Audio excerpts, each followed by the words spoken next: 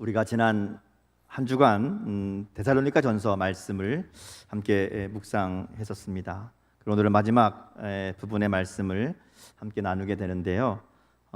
데살로니가 전서는 사도 바울이 복음을 전했던 데살로니가 교회를 향한 편지입니다. 바울에게 있어서 이 데살로니가 교회는 다른 교회들에 비해서 조금 더 마음이 쓰이는 특별한 사연이 있는 교회였습니다. 왜냐하면 이제 이 복음을 전하고 막 교회가 생겨졌을 때에, 교회가 막 세워졌을 때에 유대인들의 극심한 박해가 이제 따르게 되고요. 어쩔 수 없이 그곳을 떠나야 되는 그런 상황에 처하게 되었던 것입니다. 그러니까 말하자면 교회를 개척하고 막 성도들이 모이기 시작했는데 이 개척자가 교회를 떠날 수밖에 없는 그런 상황이 된 거죠. 더구나 후임 교역자가 있는 것도 아니고 그야말로 성도들을 버려두듯이 그렇게 갑작스럽게 떠날 수밖에 없었다 하는 겁니다. 그러다 보니까 바울이 이제 다른 곳에 있으면서도 늘 마음이 쓰이는 교회가 이 데살로니가 교회였습니다. 중간에 여러 번 다시 가려고 애를 썼는데 도저히 방법이 생기지 않아서 갈 수 없는 상황이 됐고요. 결국은 이제 자신이 직접 가는 대신에 함께 있던 디모데를 대신 보내는 것으로 이제 결정을 합니다. 디모데를 보내면서 성도들이 어떻게 지내고 있는지, 기간이 학자들에 의하면 길어야 6개월이었다 그래요. 데살로니카에 머물던 기간이 짧게는 3주, 길게는 6개월인데 그 기간 동안 짧게 말씀 듣고 복음을 알게 된 성도들이 가르치는 지도자 없이 어떻게 믿음을 지키고 있는지, 더군다나 이 핍박이 극심한 지역이었는데 그 핍박 때문에 믿음을 포기하고 다 흩어져 버린 것은 아닌지 염려하는 마음으로 디모데를 보냈죠. 디모데가 데살로니가에 갔다가 이제 돌아옵니다. 돌아오면서 디모데가 가지고 온 소식은 너무나 놀라운 소식이었다는 것이죠. 디모데가 가서 봤더니 데살로니가 교회가 그들이 전해준 복음을 붙들고 믿음을 지키며 살고 있더라는 겁니다. 믿음으로 행하고 사랑으로 섬기고 소망을 가지고 고난을 견뎌내고 인내하고 있는 것들을 디모데가 보게 됩니다. 뿐만 아니라 그들의 이 믿음이 그 지역, 그 교회, 그 도시에만 그렇게 말하자면 겨우 살아남아 있는 것으로 끝나는 것이 아니라 그 지역을 벗어나서 이웃 도시에게까지 좋은 소문을 내는 교회로 세워져 있었다 하는 것이죠. 바울이 너무 감사합니다. 이 소식을 듣고 너무 기뻐하고 너무 감사합니다. 그동안 얼마나 마음고생이 심했는지 바울이 이 소식을 듣고 하는 얘기가 이제 내가 살겠다 이렇게 얘기합니다. 이제 내가 살리라. 마음이 정말 죽을 것처럼 힘들었던 거죠. 그래서 그들의 좋은 소식, 그들이 믿음으로 잘 지내고 있다는 소식이 바울의 마음을 편안하게 살리는 그런 일들이 됩니다. 자, 이런 마음으로 이제 그렇게 그들의 소식을 듣고 그들에게 쓴 편지가 데살로니가 전서입니다.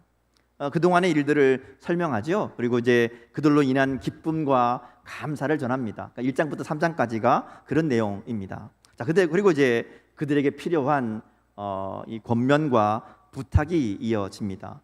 데살로니가 교회가 바울로부터 이게 칭찬받은 교회이긴 하지만 그들에게도 문제는 있었습니다. 문제 없는 교회는 없잖아요. 아무리 좋은 교회도 문제가 있을 수 있죠.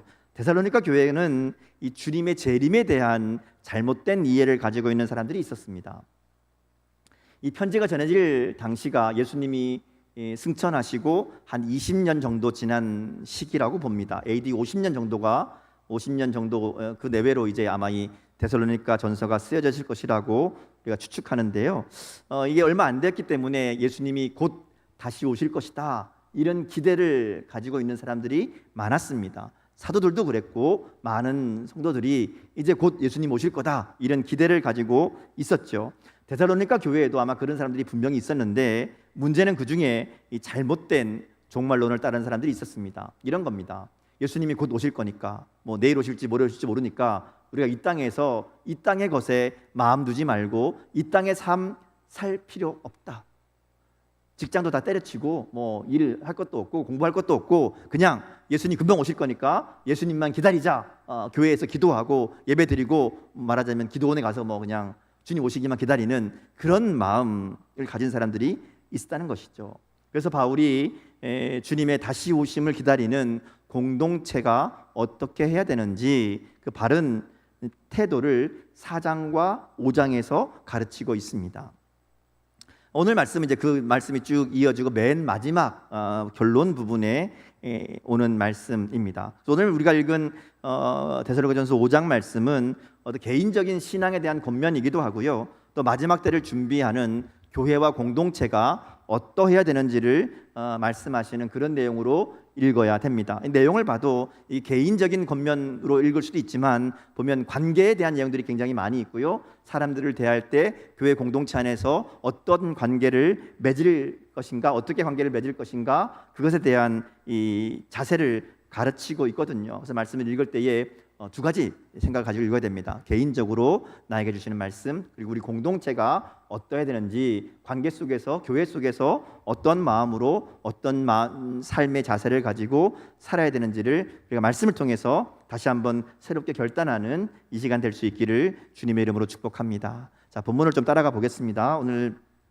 먼저 12절, 13절 말씀은요, 교회 공동체에서 지도자들을 대하는 바른 믿음의 자세를 이야기합니다. 같이 한번 읽어볼까요? 12절 13절 읽습니다. 자, 시작. 형제들아, 우리가 너희에게 구하노니 너희 가운데서 수고하고 주 안에서 너희를 다스리며 권하는 자들을 너희가 알고 그들의 역사로 말미암아 사랑 안에서 가장 귀히 여기며 너희끼리 화목하라. 자, 여기서 나오는 이 수고하고 다스리는 자들, 또 권하는 자들은 교회의 지도자들이라고 말할 수 있습니다. 가장 1차적으로는 말씀을 가르치고 교회를 다스리는 목회자들을 가르치는 말이라고 할 수 있습니다. 그러니까 그들을 알고 그들을 귀히 여겨라, 이렇게 이제 이야기하는 것이죠. 자, 근데 바울이 이 편지를 쓰면서 그런 직분을 말하는 것이 아니라 수고하고 다스리고 권하는 역할을 말하고 있음을 우리가 주목할 필요가 있습니다. 그러니까 이것은 어떤 사람 또 어떤 직분만 가르치는 것이 아니라 그 일에 초점이 맞춰져 있습니다. 교회 안에서 가르치는 일을 하는 사람들, 다스리는 일을 하는 사람들, 또 수고하는 사람들, 그들을 가르치는 것이죠. 그러니까 1차적으로 먼저는 목회자들을 향한 말이지만 교회에서 수고하고 가르치고 권하는 모든 지도자와 헌신자들을 대상으로 하는 말이라는 것을 우리가 알 수 있습니다. 자, 그들 어떻게 되는가? 그들을 어떻게 대해야 되는가 하면 알고라고 얘기합니다. 알라고 얘기하죠. 여기서 알라는 얘기는 알아주는 겁니다. 그들의 가치를 알아채는 것을 의미합니다. 그리고 존중하는 것을 의미합니다.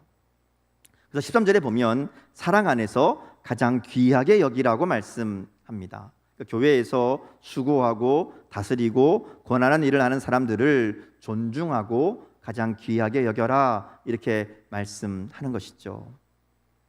사실 교회의 지도자, 목회자를 생각해 보면 목회자가 영적으로 또 실력으로 뛰어난 사람이면 이런 말씀할 필요가 없습니다. 안 시켜도 존경하고 안 시켜도 귀히 여기죠. 문제는 대부분의 지도자들이 부족하기 때문에 그렇습니다. 저를 봐도 그렇잖아요. 특별하게 능력이 있거나 뭔가 힘 있게 뭔가를 하는 이런 스타일은 아니잖아요. 그렇기 때문에 특별히 요청하는 겁니다. 그들을 하나님이 세우신 지도자로 인정하고 존중하고 귀히 여기는 것이 필요하다는 것이죠. 좀 부족해 보이는 목회자라도 하나님이 세우신 사람이라는 것을 믿고 기꺼이 존중하라는 겁니다. 그래서 사랑 안에서 가장 귀히 여겨라, 이렇게 얘기합니다. 객관적으로 보면, 인간적으로 보면 별로 안 귀해 보일 수도 있습니다. 별로 존경하지 못할, 존경스럽지 않을 수도 있습니다. 그러기에 사랑 안에서 가장 귀히 여기라고 말씀하는 것이죠. 제가 좀 부족해 보여도 사랑으로 귀하게 여겨주시기 바랍니다. 이럴 때는 크게 대답해야 제가 좀 힘이 납니다. 근데 이건 목회자만 그런 게 아닙니다. 목회자에게만 해당되는 게 아니라 앞에서 말씀드린 것처럼 앞서서 말씀을 가르치거나 전하거나 섬기고 헌신하는 모든 사람들에게 해당되는 그런 말씀입니다. 우리에게 적용시켜 보면 가장 먼저 제가 살려주면 떠오른 사람이 구역장들이었습니다. 여러분 구역장들을 귀히 여기며 존중하며 사랑하시기 바랍니다. 여러분을 위해 기도하고 여러분과 함께 믿음의 일들을 이루어가는 수고와 섬김이 있는 분들이거든요. 사실 또 솔직하게 얘기해 보면 안 그런 분도 있지만 대부분 너나 나나 그렇잖아요. 말만 구역장이지 똑같잖아요. 그렇게 생각하지 말라는 겁니다. 하나님이 세우신 분위기에 귀하게 여기고 존중하고 함께 이 일을 이루어가는 그런 마음으로 그들을 대하라는 것이죠. 또 우리 아이들을 가르치는 선생님들, 우리 선생님들 있죠? 선생님들 귀하게 여김으로 사랑으로 섬겨주시기 바랍니다. 믿음으로 섬기고 헌신하는 우리 모든 사역자들, 그들을 귀히 여겨주시기 바랍니다. 그렇게 귀히 여기고 서로 알아주고 서로 사랑으로 섬기고 존중할 때 우리 교회가 더욱 화목하게 되는 은혜를 누리게 될 줄 믿습니다. 이어지는 말씀은요, 이제 두 번째 사람들을 얘기하는데, 첫 번째는 지도자들이었다면 두 번째는 연약한 자들에 대해서 이야기합니다. 여기 보면 게으른 자들, 마음이 약한 자들, 힘이 없는 자들 이렇게 얘기하는데, 쉽게 말하면 이 문제를 일으키는 사람들입니다. 교회 안에 문제가 되는 사람들, 문제를 일으키는 사람들, 어려움이 되는 사람들, 그런 사람들을 이야기합니다. 여기서 게으른 사람은 아까 종말론에 대한 얘기했었지만 주님의 오심을 기다리면서 일할 필요가 없다고 생각하고 그저 남에게 얹혀 사는 사람들입니다. 자기가 돈 벌 생각 안 하고 일 안 하고 그냥 교회 안에서 그냥 얻어먹고 사는 그런 사람들이 꽤 있었거든요. 그런 무질서한 사람들을 가리킵니다. 마음이 약한 자들, 힘이 없는 자들은 믿음이 없거나 믿음이 있어도 믿음대로 살지 못하는 그런 약한 자들을 의미합니다. 이들을 가르치고 격려하고 붙들어주고 오래 참으라고 말씀합니다. 우리 안에도 분명히 연약한 지체들이 있습니다. 그들에 대해서 오래 참아야 됩니다. 바른 말씀으로 삶을 가르치고 또 격려하고 힘을 내게 해야 된다는 것이죠. 옆에서 도와주고 붙들어 주어서 믿음의 사람으로 세워질 수 있도록 살아갈 수 있도록 함께 해야 됩니다. 그러려면 그들에게 관심을 가지고 가까이 가야 됩니다. 일주일에 한 번 예배만 참석하는 것으로는 도저히 이런 공동체, 이런 일을 이룰 수 없다는 것이죠. 함께 말씀을 나누고 삶을 나누고 함께 기도하는 시간이 있어야 됩니다. 그래야 권계를 하든 격려를 하든 붙들어주든 할 수 있잖아요. 근데 오늘날 많은 성도들이, 많은 사람들이 이런 일들을 귀찮아하고 싫어합니다. 왜냐하면 신경 써야 되고 관심 가져야 되고 내가 수고해야 되고 내 마음, 내 감정 소비해야 되고 나아가서 내 돈, 내 시간 들여서 도와줘야 되거든요. 그래서 피하고 꺼려합니다. 그러나 우리가 하나님을 기쁘시게 하는 공동체로 하나님의 사람으로 바르게 살아가려면 우리에게 이런 모습이 반드시 있어야 된다는 것이죠. 연약한 자들에 대해서 오래 참는 것은 힘든 일입니다. 나를 힘들게 하고 맨날 시험에 들었다 그러고 어렵게 하는 사람들 얘기 들어준 것도 한두 번이잖아요. 근데 오래 참으라고 얘기합니다. 참고 또 참지만 나아지지 않고 달라지지 않는 사람을 만날 때도 있습니다. 그래도 또 참으라고 말씀하는 겁니다. 그들에 대해서 그들에게 오래 참으라고. 이것이 하나님이 우리를 통해 이루기를 원하시는 하나님 나라의 모습, 하나님의 공동체의 모습이라는 겁니다. 자, 그러면서 이제 이어지는 말씀을 보면 바로 그런 공동체가 되기 위해서 우리가 어떻게 되느냐, 구체적인 권면이 나옵니다. 8가지가 나오는데요. 앞에 3개, 뒤에 5개가 있습니다. 자, 보겠습니다. 먼저 3개의 해야 될 것들을 이야기합니다. 우리 너무나 잘 아는 말씀이죠. 항상 기뻐하고 쉬지 말고 기도하고 범사에 감사하라. 그리고 이어서 경계하고 조심해야 될 5가지를 이야기합니다. 성령을 소멸하지 말고 예언을 멸시하지 말고 잘 헤아려서 좋은 것은 취하고 악은 모양이라도 버려라. 이렇게 말씀합니다. 자, 한번 볼까요? 먼저 첫 번째는 항상 기뻐하라 이렇게 얘기합니다.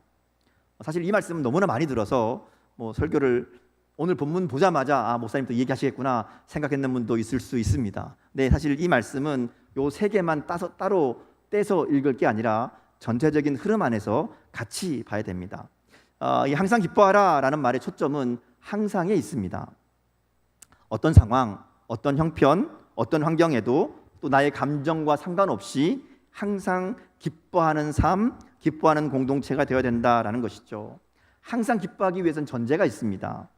예수님의 십자가의 은혜, 구원의 은혜를 알고 믿어야 기뻐할 수 있습니다.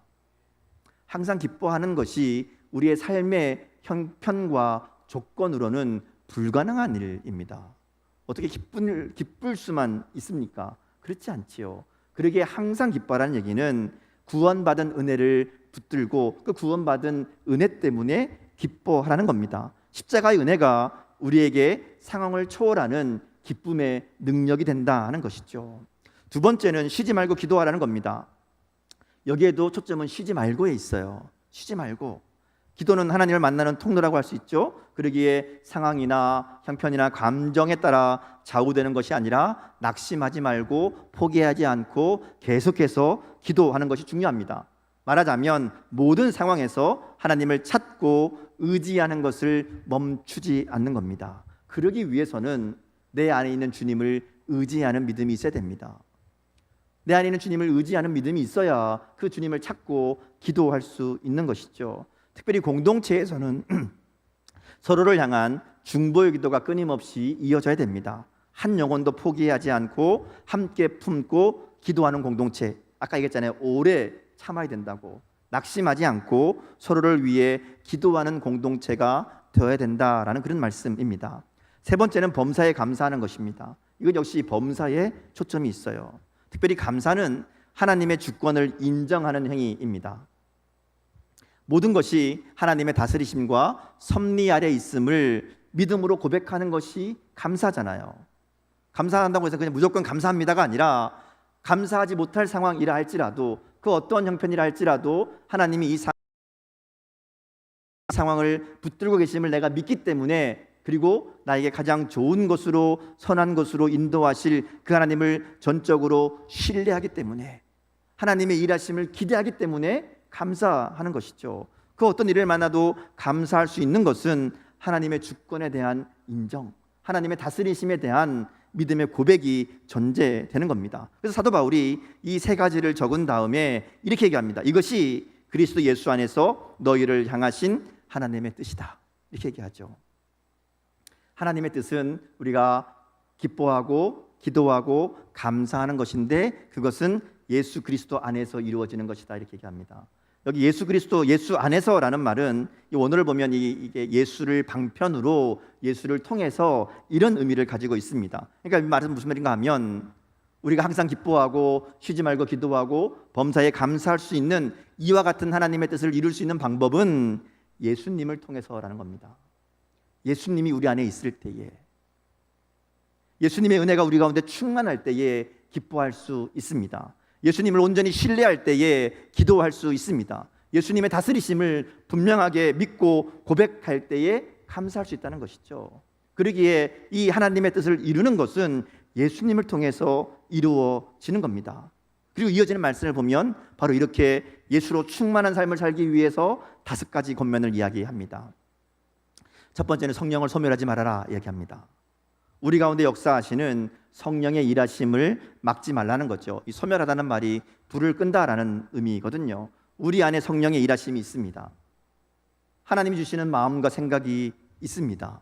근데 그것을 무시하고 불순종하는 것이 성령을 소멸하는 것이죠. 내 뜻과 내 계획을 앞세우고 하나님 주시는 마음을 무시하는 것, 성령을 소멸하는 일입니다. 이 성령을 소멸하는 일은 뒤에 이어지는 두 번째 말씀인 예언을 멸시하는 것과 연결되어 있습니다. 지금 쭉 성령을 소멸하지 말고부터 쭉 이어지는 말씀은 따로따로 읽을 말씀이 아니라 연결되는 말씀으로 읽어야 됩니다. 자, 이것을 말하는 예언이라는 것은 미래를 보는 것이 아닙니다. 여러분 잘 알고 계시죠? 성경에서 말하는 예언이라는 것은 때때로 앞날을 미리 아는 이런 것도 가끔 있지만 대부분은 하나님의 말씀을 듣는 것을 의미합니다. 이 예언자는 그래서 미래를 얘기하는 사람이 아니라 하나님의 말씀을 전하는 사람이잖아요. 구약에 나오는 모든 예언자들은 내일 어떤 일이 있을 것이다, 앞으로 어떤 일이 있을 것이다가 아니라 하나님의 말씀을 백성들에게 전하는 사람이 예언자입니다. 그러기에 예언을 멸시하지 말라는 얘기는 하나님의 말씀을 무시하지 말라는 겁니다. 우리 가운데 들려지는 하나님의 말씀 멸시하는 것은 성령을 소멸하는 것 같습니다. 우리 공동체에 들려지는 말씀을 가벼이 여기지 말라는 그런 의미입니다. 우리가 공동체 안에서 성령을 소멸하고 예언을 멸시하는 일을 가만히 생각해 보면 예배와 관련해서 생각해 볼 수 있습니다. 여러분, 예배 드릴 때에, 말씀을 들을 때에 아무런 반응이 없는 것, 마음의 결단과 삶의 변화가 없는 것은 예언을 멸시하고 성령을 소멸하는 것입니다. 하나님의 말씀이 선포되고 하나님의 말씀이라고 고백하며 들으면서도 아무런 결단도 아무런 순종도 따르지 않는다면, 아무런 깨달음도 변화도 감격도 없다면 성령을 소멸하고 있는, 성령의 불을 끄고 있는 것은 아닌가 스스로 돌아봐야 됩니다. 그래서 우리가 말씀을 들을 때에요, 주의하고 집중해서 들어야 됩니다. 사람의 말로 들을 것이 아니라 그 가운데 담긴 하나님의 뜻을, 하나님의 말씀을 잘 분별해야 됩니다. 그리고 삶에 적용하고 결단하고 순종해야 된다는 것이죠. 자, 그래서 이어지는 세 번째 충고가 범사에 헤아리라는 겁니다. 이 헤아리라는 말이 분별하라는 의미거든요. 우리는 선포되는 말씀을 잘 분별해야 됩니다. 말씀을 전하는 자는 하나님의 말씀을 바르게 전하기 위해서 기도하고 성령의 도우심을 구하며 말씀을 준비하지만, 말씀을 듣는 사람들도 그냥 들을 게 아니라 잘 분별하며 들어야 됩니다. 강단에서 선포된다고 다 하나님의 말씀이 아닐 수도 있습니다. 여러분, 이 시대에 목사 같지 않은 목사, 설교 같지 않은 설교가 얼마나 많습니까? 목사라는 이름으로 부도덕한 일을 행하고 비윤리적인 일을 저지르는 사람들도 많습니다. 그들이 전하는 말씀이 다 하나님의 말씀이다, 그렇게 볼 수 없습니다. 무조건 자기 말을 들어야 진짜 신자라는 이 말도 안 되는 이야기라는 목사도 있습니다. 그런 사람은 목사가 아닙니다. 그들이 하는 말이 바른 하나님의 말씀일 수 없다는 것이죠. 잘 분별해야 됩니다. 여러분, 무조건 아멘 하면 안 됩니다. 이럴 때는 아멘 해야 돼요. 그래서 범사에 헤아리란 말은 잘 분별하라는 말입니다. 분별의 기준은 하나님의 말씀입니다. 사도행전 17장에 보면 베레아 사람들의 이야기가 나오죠. 그들이 뭐라 그래요? 하나님의 말씀을 들을 때에 간절한 마음으로 듣습니다. 그리고 날마다 성경을 상고함으로 이것이 그러한가 확인합니다. 그렇죠. 말씀을 들을 때에 그 말씀이 정말 하나님의 뜻인가 우리가 말씀을 통해서 다시 확인하고 분별을 해야 된다는 것이죠. 잘 헤아려야 된다, 이렇게 말씀합니다. 이어진 네 번째 말씀을 보면 그렇게 잘 분별해서 좋은 것, 진짜는 취해야 된다, 붙잡아야 된다 하는 얘기입니다. 이것은 말씀을 듣고 행하는 것, 말씀을 듣고 인내함으로 열매 맺는 것을 의미합니다. 그렇게 선포된 말씀을 잘 분별해서 듣고 그 가운데 말씀대로 적용하고 살아가고 실행하는 것이 좋은 것을 취하는, 붙잡는 모습이라고 할 수 있습니다. 마지막 다섯 번째는 악은 어떤 모양이라도 버려라, 이렇게 얘기합니다. 말씀을 들을 때에 깨닫게 되는 여러 종류의 악이 있습니다. 말씀을 들을 때에 우리 안에 있는 악한 것들이 드러나게 되지요. 그럼 어떻게 하라고요? 악은 모양이라도 버려라. 깨닫게 되는 순간, 드러나는 순간 바로 결단하고 삶 속에서 제거하는 실천이 있어야 된다 하는 겁니다. 그래야 앞에서 나와 있는 예수 그리스도로 인해 하나님의 뜻을 이루어가는, 항상 기뻐하고 쉬지 말고 기도하고 범사에 감사하는 삶을 살아가게 되고요, 그것이 주님 다시 오실 때를 기다리는 성도의, 그리고 교회의 마땅한 모습이다 하는 겁니다. 우리가 함께 모여서 예배하고 또 특별히 구역으로 모여서 말씀을 함께 나누고 결단하고 기도하는 시간을 가지는 것이 바로 이런 일들 때문입니다. 여러분, 그러니까 설교 들을 때에, 예배 드릴 때에 잘 분별하며 들으십시오. 그리고 구역으로 모여서 그 말씀을 붙잡고 어떻게 살 것인가 함께 결단하고 기도하고 격려함으로 실천하십시오. 하나님의 말씀을 통해서 우리 가운데 좋은 것은 붙잡고 나쁜 것은 철저하게 버리는 그런 삶을 살아갈 때 우리 주님 오실 때까지 온전하여 거룩하고 흠이 없는 삶을 살아가게 될 줄 믿습니다. 자, 이렇게 얘기가 다 끝난 것 같은데 사도 바울이 마지막으로 덧붙이는 이야기가 있습니다. 24절 말씀인데요, 같이 읽겠습니다. 24절 같이 읽습니다. 자, 시작. 너희를 부르시는 이는 미쁘시니 그가 또한 이루시리라. 항상 기뻐하고 쉬지 말고 기도하고 범사에 감사하는 것이 예수 그리스도를 통해 우리 안에 이루어지는 하나님의 뜻이듯이 우리가 이 모든 일, 앞에서 얘기한 이 4가지 5가지 일들을 주님 오실 때까지 잘 이루어가면, 그러면 온전히 거룩하고 주님 오실 때까지 흠이 없고 완전하게 지켜주시는 일은 하나님이 이루신다 하는 겁니다. 우리 안에 계신 예수님, 그리고 우리와 함께 하시는 성령님을 통해서 하나님이 우리를 거룩하고 온전하게 지키신다 하는 것이죠. 그래서 사도 바울도 마지막으로 우리를 위해 기도해 달라 이렇게 요청합니다. 하나님의 은혜가, 하나님의 일하심이 이 일을 이루실 것이다 하는 것이죠. 하나님은 우리의 삶 전체를 다스리고 돌보시는 분입니다. 그러기에 우리가 하나님을 인정하고 하나님의 신실하심을 의지하며 나갈 때 우리를 지키시고 힘을 주시며 하나님을 기쁘시게 하는 온전히 거룩하고 흠이 없는 삶으로 만들어 가실 줄 믿습니다. 우리는 연약하지만 예수님이 우리 안에 거하시고 우리가 예수님께 온전히 순종하기로 결단할 때 하나님께서 이 일을 이루실 줄 믿습니다. 이런 소망을 가지고 서로를 위해 기도하며 사랑과 오래 참음으로 서로 화목하며 함께 주의 오심을 기다리는 그런 공동체가 되어야 됩니다. 오늘 말씀 앞에 우리의 믿음과 삶을 돌아보며 더욱 예수로 충만한 삶, 더욱 말씀에 순종하는 삶으로 우리 가운데 행하시는 하나님을 바라보며 믿음 가운데 살아가는 저와 여러분 될 수 있기를 주님의 이름으로 축복합니다. 함께 기도하겠습니다.